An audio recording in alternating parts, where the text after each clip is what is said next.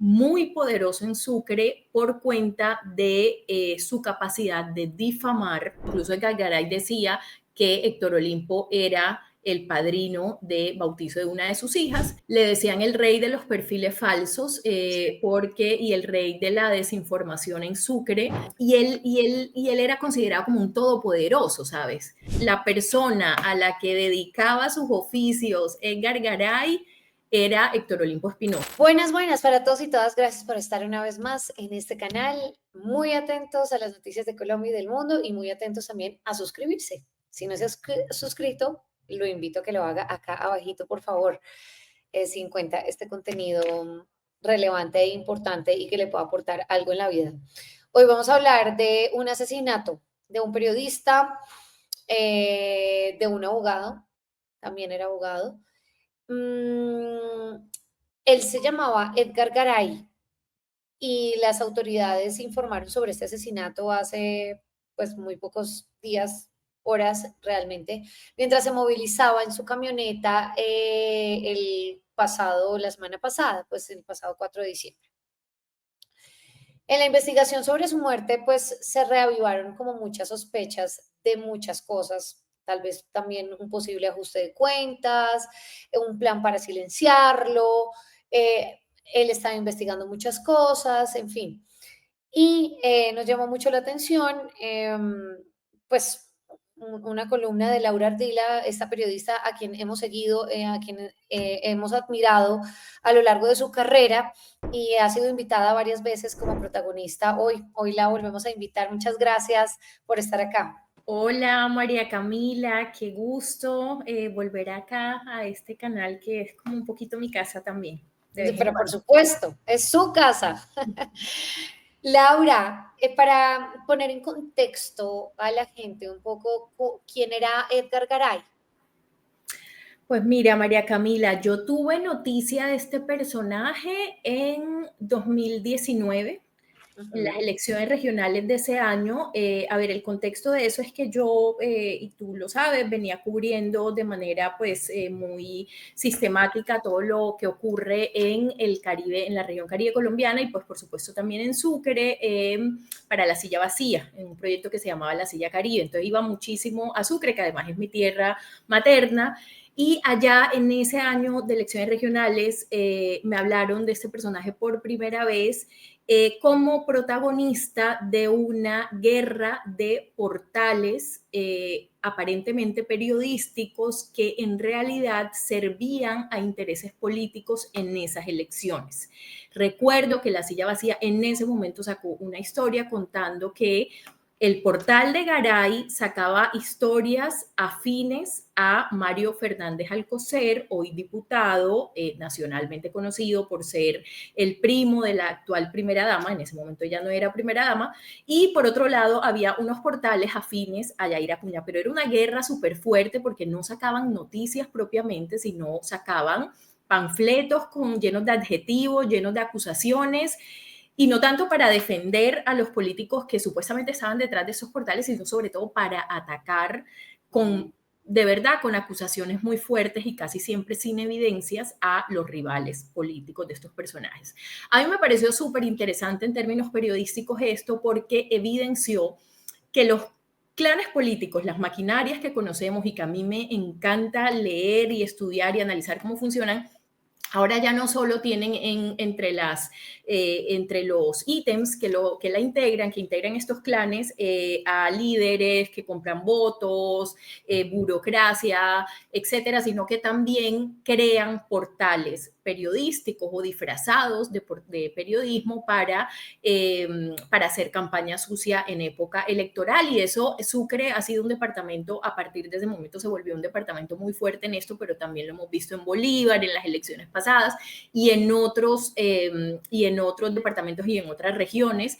Me pareció, repito, un fenómeno interesante y en ese momento supe por primera vez de Edgar Garay.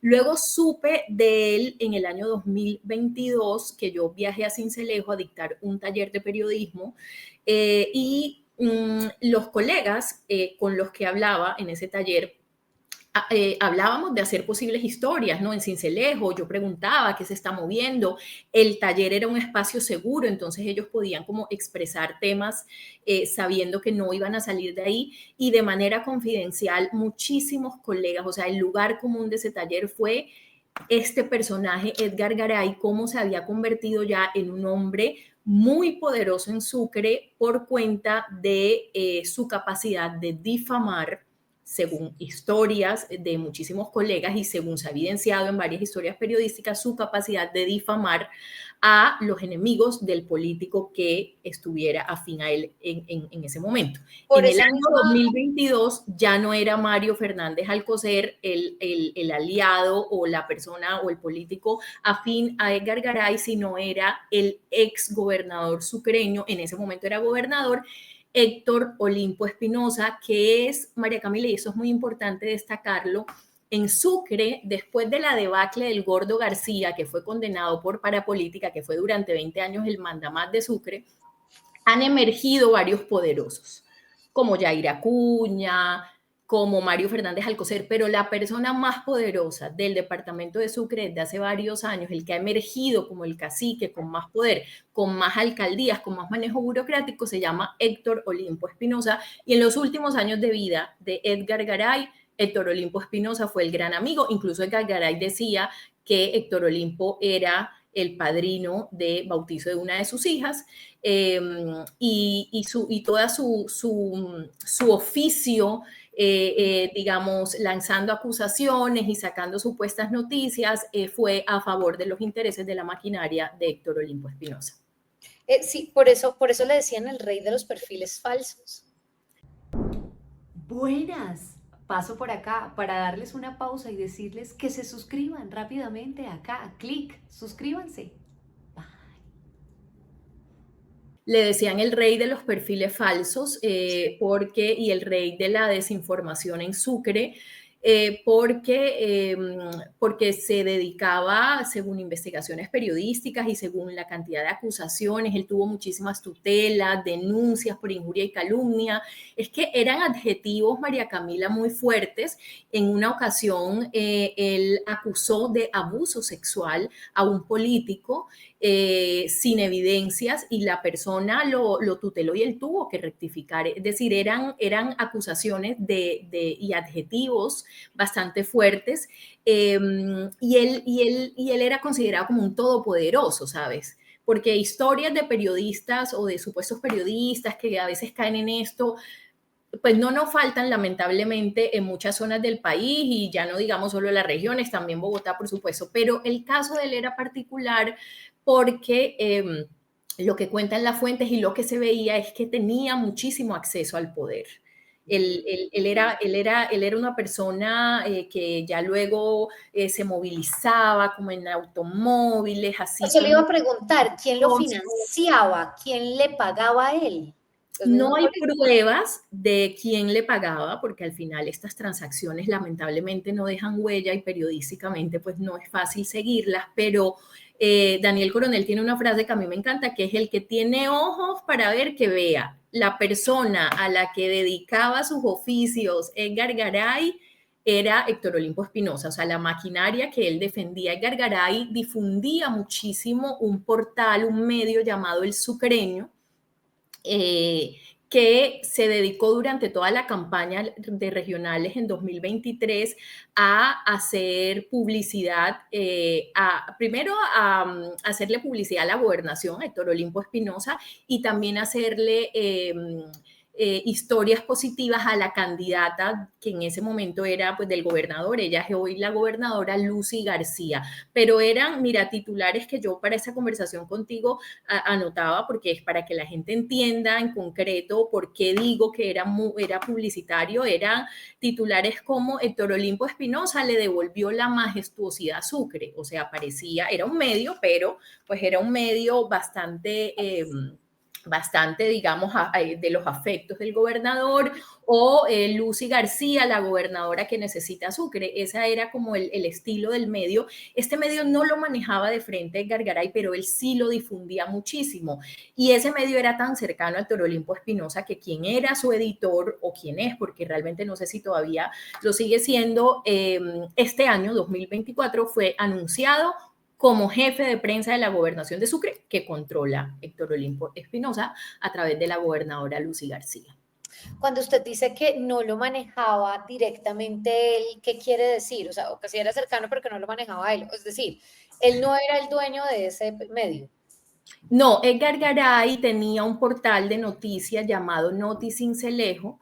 Ese era de frente, pues, su portal, y Ya. él difundía muchísimo, pues ya tenía bastante listas de difusión en WhatsApp, en sus redes, difundía muchísimo al sucreño, este medio del que siempre se ha dicho en Sucre que era manejado por el grupo del gobernador Héctor Olimpo Espinosa. Por esto que te digo que las noticias que ha sacado, o que casi siempre sacaba, eran a favor de esta maquinaria política, y me parece clave dar y contar esos elementos para que cuando tú haces esta pregunta tan importante de quién financiaba a este personaje, digamos, no hay una prueba, no hay una foto, no hay una factura de quién lo financiaba, pero sí hay muchísimas evidencias de que todo el actuar de Garay, al menos en los últimos años, fue para beneficiar a el grupo político del ex gobernador liberal Héctor Olimpo Espinosa. Ok. Hablemos del caso de Alcocer, ¿cierto? De Mario Fernández Alcocer, el primo de la primera dama, porque yo quisiera entender un poco cuál era la relación que él tenía con él al principio.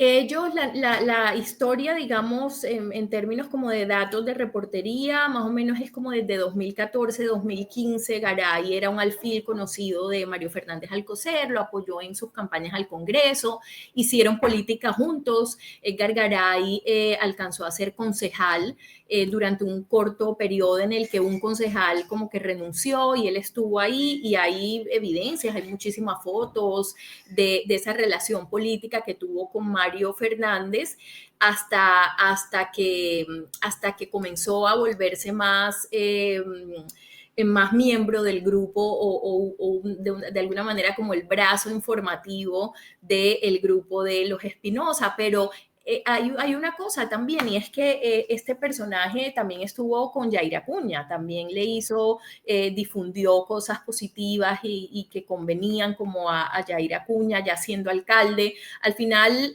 yo siento que la conclusión con él es que se movió en términos políticos, con cercanías con varios políticos en Sucre, por lo que yo digo que no es tan preciso concentrar únicamente o graduar de único aliado de este personaje a Mario Fernández Alcocer. Ok, sí, es que tomó relevancia, digamos, el nombre de Garay cuando en octubre del 2023 hizo esa confesión pública sobre esa presunta comisión de delitos junto a Alcocer. Eh, Decía el periodista, eran épocas bacanas, mucho negocio, mucho cruce, mucha maldad, uno que otro delito por ahí, pero ahora anda bravo conmigo. Entonces hay mucha cosa que investigar ahí, ¿no? Sí, a mí me parece, digamos, al final yo siento que uno recibe como los datos en su contexto también. O sea, el dato solito hay que contextualizarlo como para ver si uno lo puede entender mejor. Cuando Garay hace, primero, digamos, Garay tiene un historial de desinformación grande. De acuerdo, Entonces, de ya. entrada, uno dice, yo dudo de lo que diga este Sí. personaje.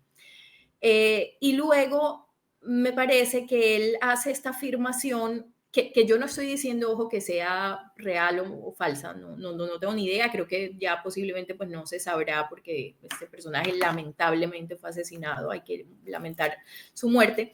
Pero, digamos, él hace esta supuesta confesión en época de elecciones. O sea, la época de elecciones es la ebullición donde este tipo de personajes y este tipo de portales que se crean para armar guerras políticas tienen su culmen, ¿no? Ahí es donde más actúan. Y él hace esta confesión, repito, justo cuando Mario Fernández Alcocer se estaba enfrentando por la gobernación de Sucre con Lucy García, la ungida del aliado de Edgar Garay, que es Héctor Olimpo Espinosa. Entonces, ese contexto y esa asociación me parece clave, no para desmentir lo que el señor estaba diciendo, sino quizás Claro. para aplicar un poco uno de los verbos rectores de este oficio nuestro, que es dudar, ¿no?, de lo que nos dicen. Ya, entiendo. En la camioneta en donde lo asesinan, esta es otra patica que le sale a todo esto, y es que justamente acá tuvimos tanto a el señor, al diputado por el Centro Democrático en esa zona del país, Luis Alfonso Álvarez, como a su ex esposa, a su ex mujer, Welkin Negret, quien lo denunció por maltrato intrafamiliar y quien aseguró acá en este canal también que la directora del Centro Democrático de Sucre, la señora Patricia, se me escapa el apellido, sabía acerca de de esos maltratos y demás que ella estaba recibiendo, y ella fue la que le dijo, no, venga, no vaya a la fiscalía, esto es por el bien del partido y por el bien del político. Como ustedes, si no han visto las entrevistas, vayan y véanlas porque están buenísimas. Entonces hablamos primero con el diputado y después con Welkin. Le preguntamos al diputado por esa camioneta. Él decía que él tenía una camioneta con la señora Welkin. Welkin dice que él se la quitó, etcétera. Pero en esa camioneta fue donde lo asesinaron a él. O sea, era la misma que la esposa del diputado tenía.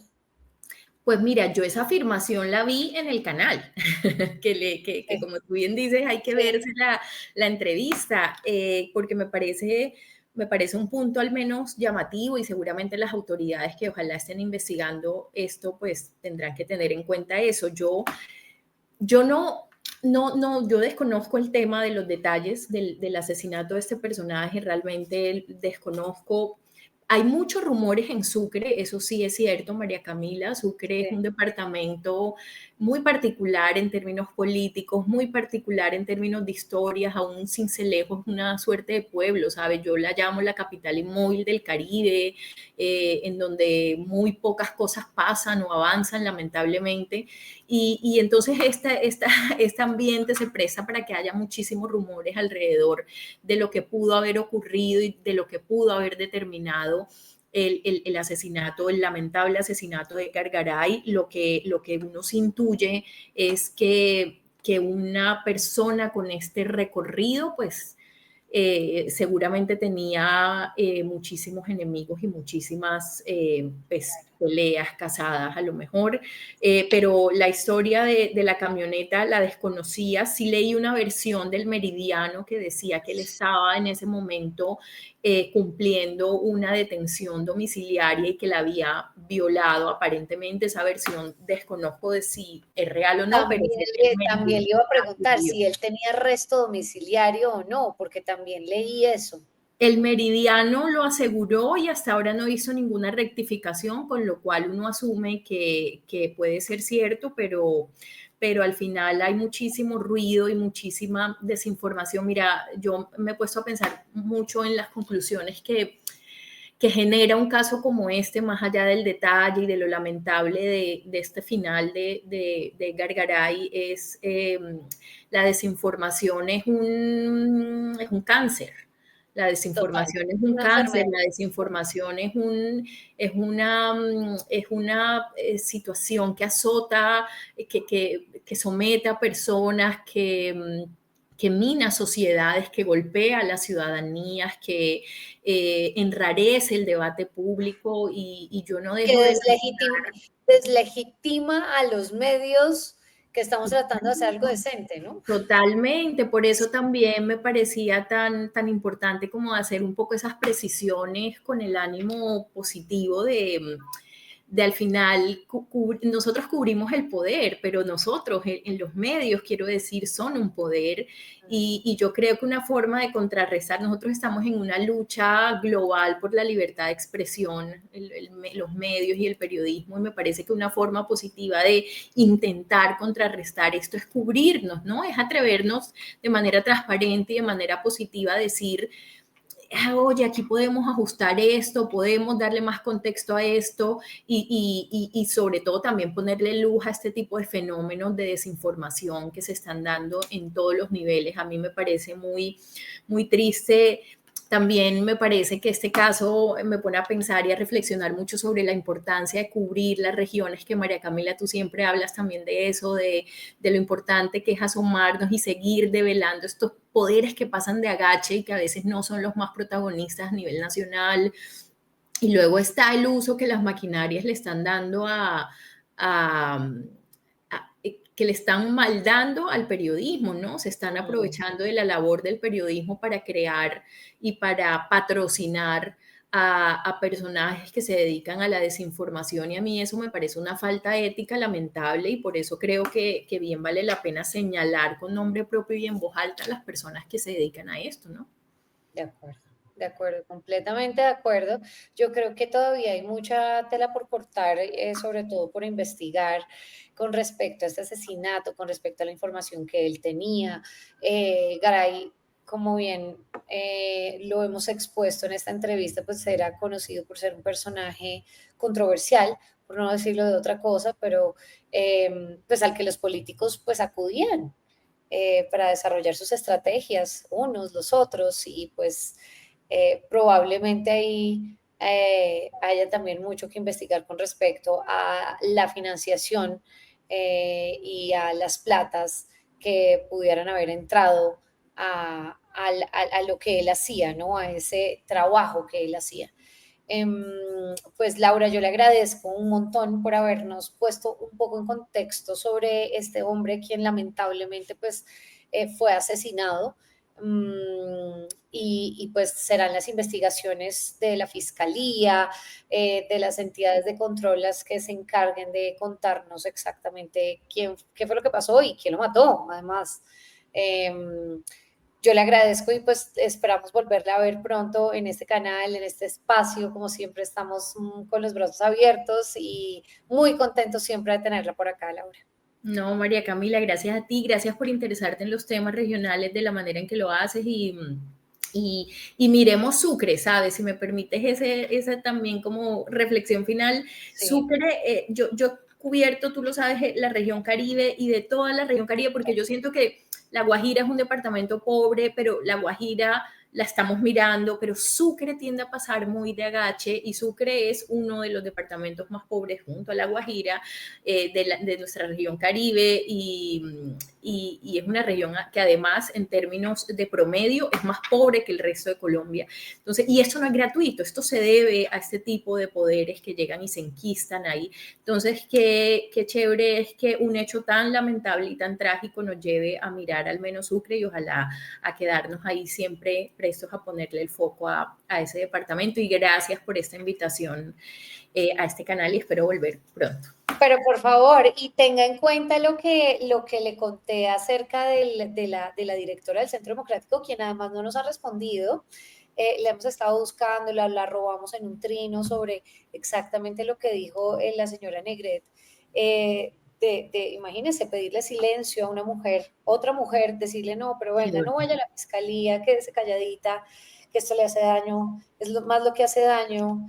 Entonces, imagínese eso, ¿no? Una directora de un partido, de una colectividad, en una región, haciendo esto. Entonces, pues que conteste, ojalá sea esta el espacio para volverla a llamar públicamente, y no solo a ella, María Camila, sino también a los directores nacionales del partido, que ella al final está ahí en términos de partido, no en sus acciones personales, pero sí en términos de partido está ahí sujeta. También sería bueno que salieran. Claro, y que evidentemente todos tenemos el derecho al debido proceso, etcétera, a ser defendido.